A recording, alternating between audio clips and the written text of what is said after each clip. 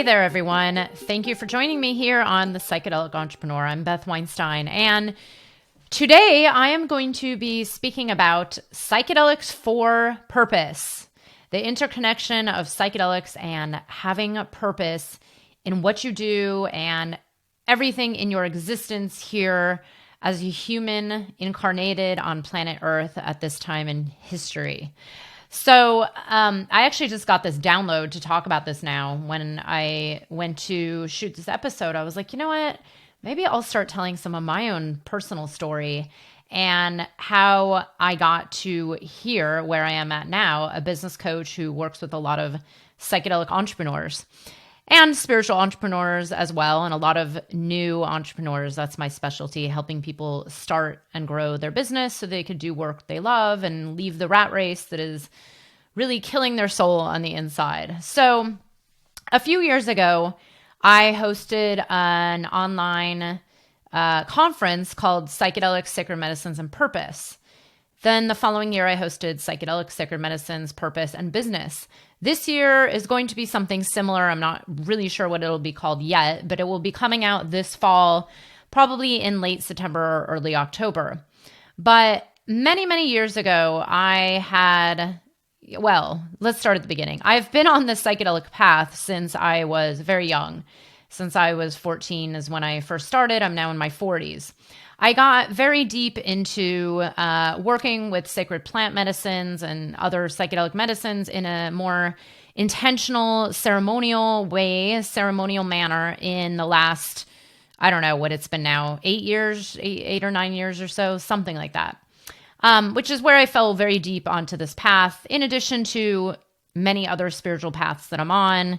You know, I'm a daily meditator. I've been part of a Buddhist Sangha for a very long time and involved in Buddhism.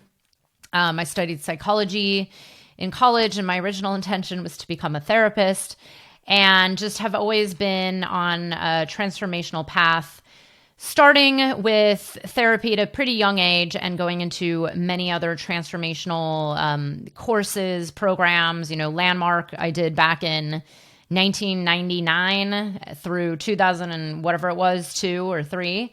Lots of leadership trainings, mindset trainings. You know, I've worked with coaches for a very long time. Lots of women's work, women's circles. I could go on and on. The one common theme, and it was really interesting, I recently found a journal from my 20s. If you're in your 40s, you know what I'm talking about. You read your own old journals from 20 years ago, and you see these notes that you had written about not liking your job and kind of questioning everything and feeling like, is this really the right career? And, you know, is this really what I'm here for? Is this what it's all about, is to work at some job that you hate most of the time? You know, not all the time, but a lot of the time. And you start to feel like you're, you know, slaving away just to survive, just to make it in the world, doing something that you don't even like, that you're not even really into. And it can start to really eat your soul alive at some point.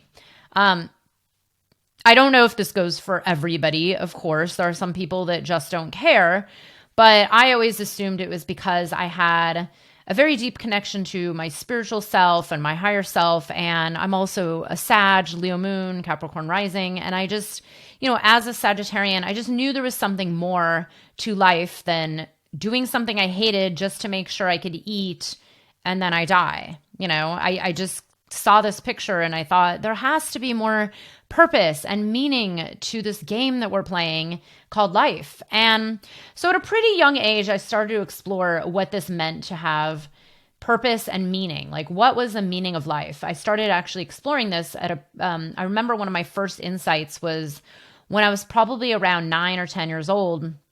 I was laying on the grass and I actually had kind of a unexplainable spiritual or activation of sorts. Like, who knows? I still have no idea what it was, but I used to just stare at the clouds and stare up at the sky and kind of ponder what this was all about and ponder what was inside my brain.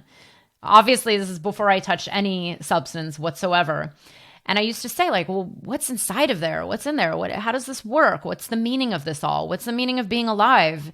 At a very young age, before I ever touched psychedelics, I used to think this. So then you introduce something like psychedelics, and one of the first things I noticed, even at a young age, working with, whatever it was, acid, mushrooms, I did a whole variety of different, entheogens and pathogens, which I actually just learned as a word. I didn't know that was one, but here I am many years in. Now I learned it. But I used to get a lot of these questions coming up in those psychedelic journeys, like what is the purpose of life and what does this all mean? And I would see the upbringing I had with parents that worked, maybe not in jobs that they liked so much, but worked just to provide and just to make sure we all survived and they survived and we all ate. And that was kind of that. And I remember just noticing even my own father who, he had a decent job. I don't think he hated it. I didn't hear a lot of complaining, but there was a sense of kind of not truly being fulfilled all the way, in so many ways. And especially when you spend a third of your life working, I think that's what they say. The research shows that we spend a third of our life working as humans for the most part. Obviously not everybody, but I started at an older age as I got deeper onto my own spiritual path and my own inquiry into the mind and working with psychedelics. Like, what is this thing purpose all about? Because I was working in a career that I actually, I didn't hate it. I liked a lot of aspects about it. I definitely hated it at times, but it was more about the fact that there was never that fulfilling sense of having my own creations birthed while working for others. There was never that sense of creating some kind of an impact or helping people or leaving my own, footprint on the earth. And, even though I would get bonuses and get paid well and, get praise, from bosses or whoever, in the end, it always felt like I was just another cog in the wheel. It was like, okay, this is someone else's vision and I'm just one of hundreds or thousands even. I've worked for some pretty big companies, thousands and thousands of employees where, 2 or 3 people above me didn't even know my name. So there was always this sense of working really hard just for the money and not really for anything else other than, it felt good to do a good job. And, always working towards this promotion, this like, oh, if I just work harder, I'll get promoted. But I knew that wasn't the answer because I would get promoted or I would get better jobs or I would get paid more. And the sense of not being truly fulfilled was always still there. So, at a certain point, I really started, first of all, I knew I was here to be an entrepreneur at a very young age. It came very naturally to me. I knew it in my body. It was a very somatic feeling of like, I am not meant to be here working for others. And I've never liked following the rules. Clearly, here I am. And, having to work from 9 to 5 on Monday through Friday and only taking holidays when they're approved. Like just the idea of having to show up at a certain time every day based on someone's rule didn't make any sense to me. And then you throw in all the other, rules and red tape and, it just was never for me. And then additionally, working for a lot of these companies, you can't be fully self-expressive. They just don't allow it and it's not really celebrated. I think that's changing these days maybe, but this was, whatever it was, 10, 15, 20 years ago. So I really dove deep into this idea of, what is purpose? What does it mean to have fulfillment? And I started really getting curious and exploring, is it possible to make this same amount of money or even more while also really loving what you do and really feeling the sense of purpose and fulfillment? And like this third of your life spent working is actually something that's making you happy, that's making you a better human, that's actually bringing more aliveness and joy to your life. Because I knew that aliveness and joy was not there in my career, my job career. And I had tried many different jobs. I had gone from corporate to startups. Startups was a little bit better because I worked in tech and it's kind of cooler. They let you drink beer whenever you want. But really, like, was that any more fulfilling? And, there was something nicer about being at smaller companies. But in the end, it was still never my soul birthing what was in me. It was someone else's vision. and me just being a cog in the wheel of their vision. And I've even had shares in companies. Like I have a small ownership in a startup right now, which is great. But at the same time, it still was never from my own inner being. So as I got deeper onto the psychedelic path, working with, so if you haven't noticed, one of my main medicines I would say is ayahuasca, and then psilocybin as well. And just, obviously like I work with a lot of other plants, but even working with the energetics of flower essences and tinctures and, going deep with other non-psychoactive plants, doing dietas and deep dives with plants and really tuning to the energies, I started really getting more and more messages around what I was here to do on Earth. So, by the time I really got deep into these plant medicines, I had started my own business and kind of starting to phase out working for others. But of course, that part of me always felt like, oh, I can't let go of working for others. But what happened was I was afraid to leave that comfortable security. And I put security in quotes because nothing is ever secure. Even when we are in the best of all economies, which I've lived through, it's still not secure. When you're in the worst of economies, it feels less secure. But people who think they're secure, in the end, there's no such thing, right? The only security is like you and yourself. I mean, even that, like, let's be honest, nothing is secure. There's no such thing. But just that feeling of gripping into the safety of a job. What do I do if I leave my job? I'm never going to be able to pay the rent. How am I ever going to make my own money? Am I going to survive? What if I fail? What if I succeed? What if I get too big and then I lose friends? Or what if people make fun of me? The judgment, like all the thoughts kept coming up. Of course, that's the human mind. We'll do that. But what happened was I started getting the same messages over and over and over, especially when doing very deep dives with plants like ayahuasca and doing dietas in the jungle where you just have nothing else going on. It's a place of just silence and inquiry and time alone to just connect with the plants and dive deep into yourself. So, I had started seeing a lot of these signs. So I had already started becoming a business coach many years ago. At first I was just a business coach and that was that, like, oh, that's safe, right? Like, oh, business coach, I help people start and grow businesses. And then there was a lot of my spiritual self coming through my business coaching. And I knew that I was definitely called to share more of my spiritual self, but was I called to share my psychedelic self? No, not at the time. And then all this work with ayahuasca and sacred plant medicines would just keep showing me these visions and keep showing me possibilities. It was very, I've always gotten a lot of like future-based visions, including some that were, and I'm sure some people listening have had this, including some that have actually come very true, right? So what was interesting is I had also been working with some clients who were working with ayahuasca as well. And when I started to discuss with them what would come up in their visions and their journeys, it was interesting because they would get very similar messages that would tell them about where they were going with their business or their life, because I don't really even see business as business. My business is actually just my life. It's like who I am. So it's not a separate thing. It's just part of me. So it's like, it's just integrated and it's just my soul coming through in my day-to-day work. That's how I see business. Like even the word business is so weird because I'm like, well, the only time I separate business from not business is like, I just don't work weekends and I try not to work most Fridays. And during certain times where I'm like, no, it's not business time right now. It's personal time.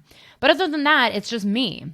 So when I started hearing about other clients getting, similar downloads, visions, whatever we want to call it, illuminations around, well, it would show me this possibility. And, and it kept showing me all these possibilities. And I, for a while, I did not believe them because, as we know, many people who've worked with psychedelics can be a little tricky sometimes, right? Like we don't really know when it's our ego talking or when it's truly our higher self, right? Like our soul. And that's why I've always been aware of like, okay, well, you don't know what's really true, but there is sometimes this feeling of truth, like a truthiness. I've heard someone call it truthiness to it in, an ayahuasca vision or download of sorts that came through whatever psychedelic experience you had. I have seen people go in all directions. I've had a client many years ago who was actually someone I had known for a few years before she became a client. And she was on a very traditional path in Western medicine, traditional career path, one of the many careers in that industry, which is very secure, right? But she was also very deep into the plant medicine path and a spiritual path. And she went and studied some alternative forms of medicine and alternative forms of healing. And so then what happened over time is there became this like dissonance where, yes, she actually really liked what she did in the Western world, but then she was also called to do this more progressive alternative, and I put alternative in quotes because I don't believe that it's alternative anymore. It's very, people are starting to notice that alternatives really work. And there became this like dissonance within her of, well, here I am working with ayahuasca, studying these alternative paths that I know can really help and heal, but there I am working in the Western system that is maybe broken in some manner. And she became a client, and it was just really interesting because it took her a few years to even believe in that vision that she had. Because of course, I remember a lot of the direction she went in came out of doing plant medicine work. There was something inside of her that already sensed it. Like, I want to go study this. I believe in that. I know there's a different way. I've healed my own family and my own self with these alternative, whatever it is, like plants or gut healing or, just different forms of energy healing that are not as recognized in our like Western traditional hospital system, in the past. So these visions would come through and, for a few years, she's like, I just don't believe that I could do this. I don't believe that I can do this. Like, how is this possible? I'm working in this hospital, but there I am, like, have this whole secret life of, plant medicines and alternative healing. And she finally ended up working with me a few years later, and it was just a miracle as to what came through and what happened. And actually, just the other day, I saw, I forgot what it was, but she had posted something that she was being, I think, shot for a TV show or something. I mean, it's amazing the kind of opportunities that have opened up since she started her business, which she did in my mastermind program. She was working with me for about a year, and things just started taking off. And like everybody, she was really stuck in that fear and that disbelief of like, can I really do this? But she knew that if she didn't do something to at least try, her soul was going to keep eating her alive. And the beauty of what happened is in her journey, as she came out and doing all this alternative work, she kept her regular job, which I always say to people, look, don't go quitting your job yet. She kept her job, but did what her heart was calling her to do, and that started taking off. But what happened is her job actually started shifting as well. And I've seen this happen over and over and over with many people that come to work with me, where as soon as you start to follow your soul's journey, your soul's path, like what's lighting you up inside, the inspiration that's coming through you, your higher self, whatever you want to call it. This is the same, downloads that we actually get through ayahuasca or whatever it is, mushrooms. This is a lot of what the same thing is. At least this is what my belief is. That it's something that's already living inside you. All of this that we receive with psychedelics is really inside of us already. We're just not able to tap in, right? Like, how many of us are already super tapped in? Yeah, some of us, but not to that point where we can actually see this part of ourselves that feels like, here's my truth. Here's what I really want to do. Here's what I feel like I'm being pulled. I often use the word called to do, calling, but I actually believe it's more of a pull. Like the divine or your higher self or your soul is actually pulling you towards the direction of what you're actually here to do. Because like we are plants, right? We're just like plants. We're constantly growing and expanding. So a tree, a gigantic redwood tree in the forest starts as a little seed at some point, and it just keeps expanding. And this is the same thing for our lives. So if we stay at a job that pays us, a pretty secure amount, but there's no expansion there, what happens is it really starts to bother us. It starts to create upset, depression, stress, anxiety. Very often it creates sicknesses and a lot of like mystery illnesses or, like health issues. I've had this happen to a lot of my clients before they came to me where they said, I knew something was misaligned because I got really sick, or something like that happened that kind of woke up something to have them question things. So for me, it was a very similar journey where I was already following my call. I was already being pulled towards business coaching and then kind of spiritual business coaching. And then when it came to adding in the psychedelics and sacred plant medicines, the messages that started coming through the plants themselves were showing me this possibility. It was this vision. I'll never forget. I had this one vision many, many years ago on my very first dieta in Peru. And it showed me this image. And I had already been coaching people, but it showed me an image of me. It's kind of hard to explain, but it was me like dancing around in nature in this beautiful, grassy or whatever it was, like just green area. And it was showing me bouncing around from like medicine friend to medicine friend to medicine friend, helping them with their businesses.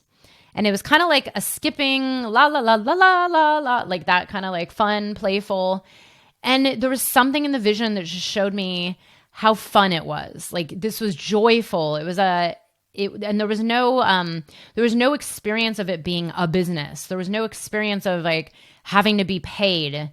It was actually more of a vision of, and I actually say this to people a lot.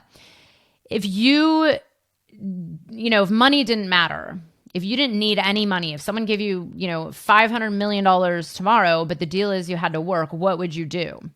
I say this all the time to people like, hey, if money didn't matter, but the deal is you had to do something, you had to show up, you couldn't just show up and travel or like lay on a beach. That's not the job. You had to actually do some form of work. What would that be? And that's like the soul, right? And so it kind of just showed me this. It showed me that I was working and helping people and, creating, helping people who are already, on this kind of medicine path, working with psychedelics and sacred plant medicines and helping them with their businesses. And this was a long time ago. And I remember coming out of that vision, feeling like I felt it in my body, the somatic feeling of excitement and joy and fun and abundance. Like it felt very abundant. And it felt that feeling of like, well, what if I just tried that? What would happen if I just gave that a little opportunity to emerge on its own? And what would it feel like? So I had also before this vision happened, I had read the book called The Surrender Experiment, which I highly recommend to everybody. It's such a good book. It's always ranked like 5 stars with 1 million reviews. And I think it's still like maybe considered a bestseller by Michael Singer. And it was all about how he grew this multi-million-dollar business by just surrendering. Like he actually had zero intention of ever growing a multi-million-dollar business. He just wanted to meditate all the time. And which really spoke to me as well. I'm like, there was this part of me that's like, I could become a monk and be very happy, right? Like I would love that. But there's a part of me that has always known I'm here to be something in the world, to be a leader, to create some kind of a dent in what I want to see change in our systems, in our planet, in the lives of others. And I know that, yeah, being a monk would be great. I know that helps in some way, but I knew I was here as more of a messenger. Like I was here as a bridge, bridge builder. I know a lot of you hearing this probably have gotten that download as well. But I knew I was here to create something bigger than just meditating and praying, So, when I came out of that vision and I had thought about the surrender experiment, I made this kind of almost unconscious decision to try surrendering. So yes, I still had a business. I had a different business. I still had other work. It's not like I quit everything and just like la, la, la, la, la. I had a plan, right? Like I knew to make sure I had some kind of security of like some money and a nest egg and some work and some income while I shifted into this other way of being. So I still had clients. I still had my other business. And I don't remember if I was consulting, but I had something coming in. But I, at the same time, decided to just try out like this energy of funness, like approach this vision as just a fun project, which, by the way, I say all the time, like if you're tied up with the word business and you're really stressed about making money, like money, just get rid of those, because what they're doing is they're actually affecting your energy. So that means you're going to approach things from a place of neediness and like clinging and attachment and almost like, sometimes it could come off very pushy and weird. But when you actually just let go and approach these this new business or this new idea as just that, like an idea, a project, a curiosity. I even say to people, like, pretend it's a nonprofit. Pretend you're doing this for just the good of humanity and not for any other reason. You're not doing it to make money, So take the weight off of it and just go have fun and see what happens, while also, be smarter and pay your bills. Obviously I'm like a realist. I'm a Capricorn rising. So when I started going into my unconscious surrender experiment, or maybe it was slightly conscious, but I just showed up, the friends of mine who I knew had businesses that were struggling, and I actually could see exactly where they were going wrong and what it was that they needed. Like, I've always been very good at that. And I was like, oh my God, you're only making $500 a month. Well, this is why you're missing this and this and this, and you could add this and this and this. And if you just tweak these things, your business will take off. And so I just started helping the people who I knew. I offered it out there just for fun, just for that place of curiosity, just for that vision, just to see what it would feel like to actually bring that vision to reality.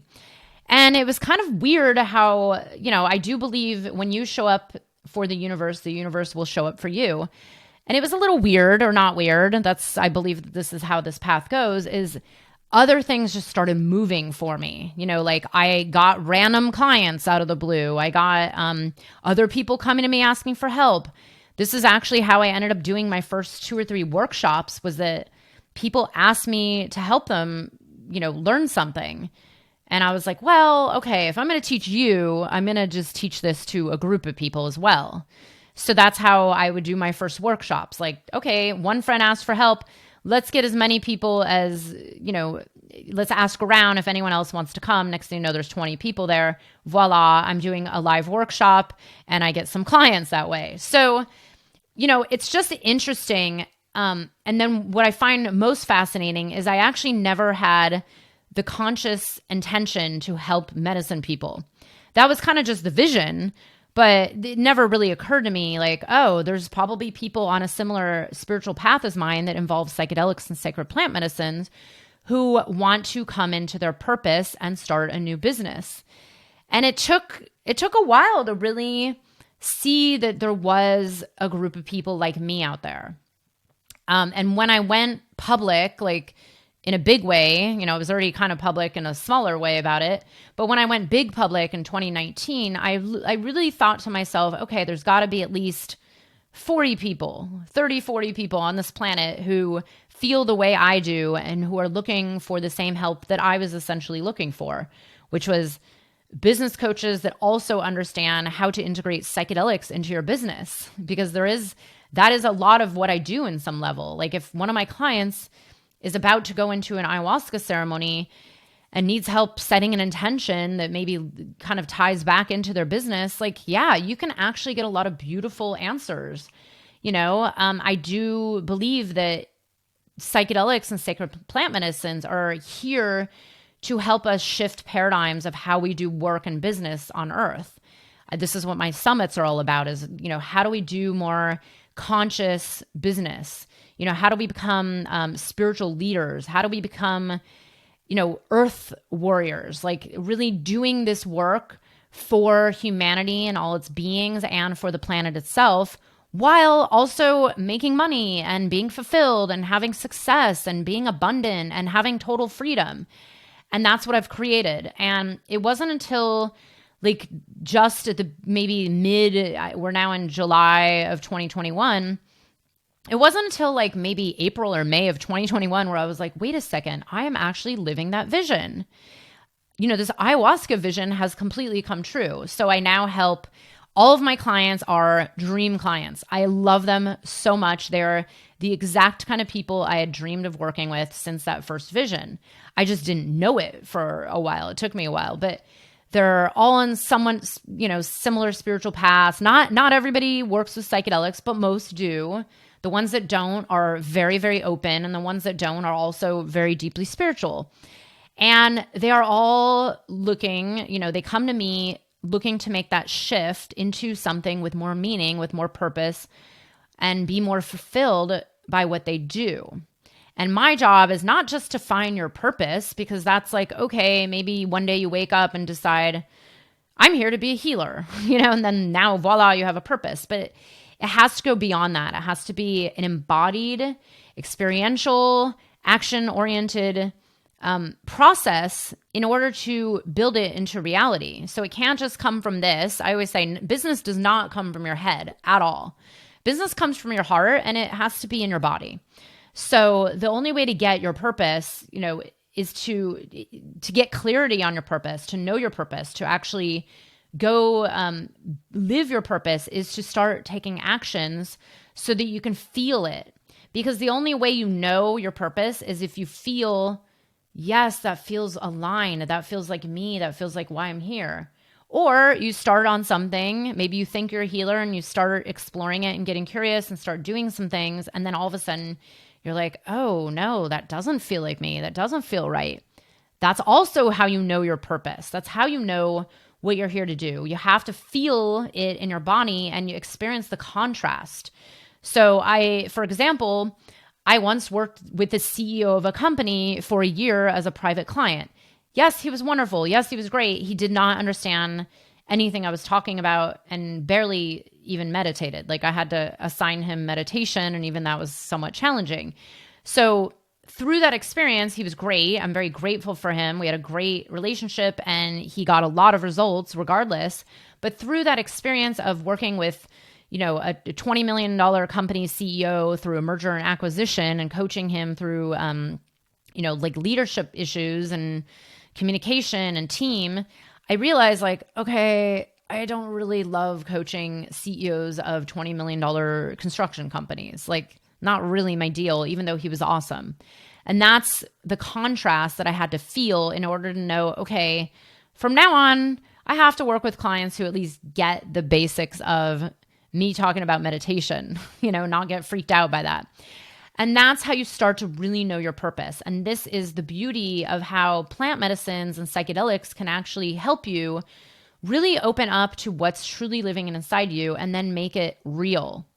And that's what I am here to talk about today and in the future going forward on my upcoming summits is about this interconnection of how these medicines are actually going to impact us in a larger way. How do they impact each and every one of us through not only healing or, healing trauma or healing addictions or ancestral work or, PTSD, depression, but how does it actually then shape our day-to-day lives where we spend a third of our lives working and trying to make money? How do these medicines wake up that feeling inside of us that there's something more, that we're here for the next level of expansion, whatever that is? Like it might be this, it might be a business, it might be a new career, it might be something totally different, but we're here to always be expanding.